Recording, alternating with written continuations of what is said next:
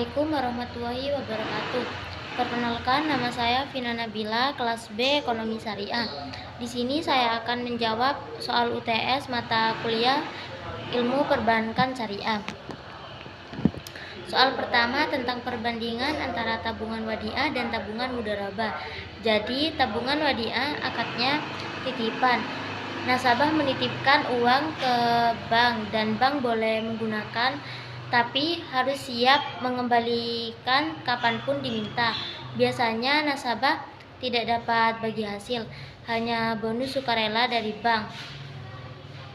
Sedangkan mudharabah itu akadnya kerjasama antara nasabah sebagai pemilik dana dan bank sebagai pengelola. Kalau ada keuntungan, hasilnya dibagi sesuai nisbah yang disepakati di awal. Tapi kalau rugi bisa ikut menanggung. Jadi, nasabah yang lebih ingin aman dan pasti hasilnya cocok pakai wadiah, sedangkan yang mau hasilnya lebih besar dan siap dengan risiko pakai mudharabah.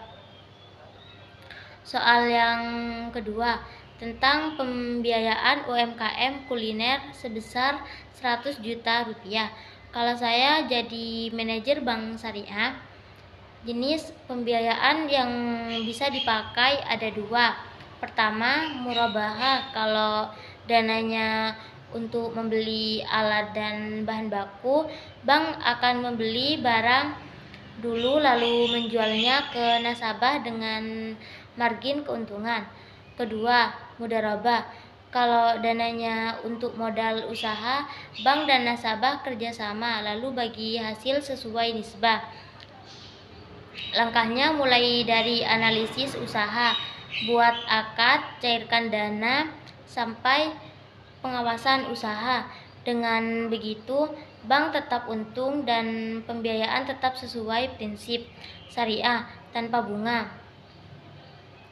Dan soal ketiga tentang UUD nomor 4 tahun 2023 yang mengatur unit usaha syariah atau UUS. Intinya UUS yang sudah memenuhi syarat wajib melakukan spin-off atau pemisahan dari bank induknya yang konvensional. Tujuannya supaya bank syariah bisa berdiri mandiri, lebih transparan dan profesional. Dampaknya bagus karena bisa memperkuat industri perbankan syariah di Indonesia. Tapi tantangannya tentu perlu kesiapan modal, SDM, dan sistem agar proses pemisahannya berjalan lancar. Soal keempat tentang salah satu kelemahan global bank syariah. Kelemahan yang paling sering ditemui adalah bank syariah masih terlalu banyak menggunakan produk jual beli seperti murabahah dan belum maksimal dalam pembiayaan bagi hasil seperti mudharabah dan musyarakah. Alasannya karena sistem bagi hasil dianggap lebih berisiko dan butuh pengawasan usaha yang lebih detail.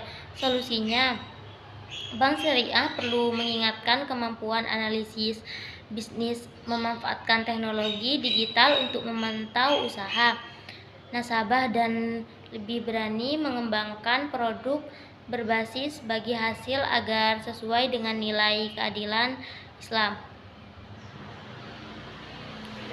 Dan terakhir, soal kelima tentang hubungan antara bank dan nasabah dalam sistem syariah. Dalam perbankan syariah, hubungan antara bank dan nasabah itu sifatnya kemitraan, bukan kreditur dan debitur seperti di bank konvensional. Artinya, keduanya bekerja sama, saling berbagi keuntungan dan risiko secara adil. Kalau dalam sistem konvensional, nasabah tetap harus membayar bunga walaupun usahanya rugi, tapi dalam sistem syariah kerugian ditanggung bersama sesuai porsi modal. Jadi, sistem kemitraan dianggap lebih adil dan sesuai dengan nilai ekonomi Islam karena tidak menzalimi salah satu pihak. Sebagai penutup, perbankan syariah tidak hanya mengejar keuntungan, tapi juga mengedepankan nilai keadilan, kemitraan, dan keberkahan.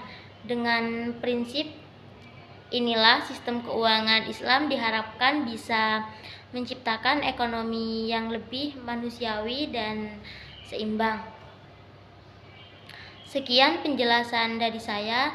Terima kasih. Wassalamualaikum warahmatullahi wabarakatuh.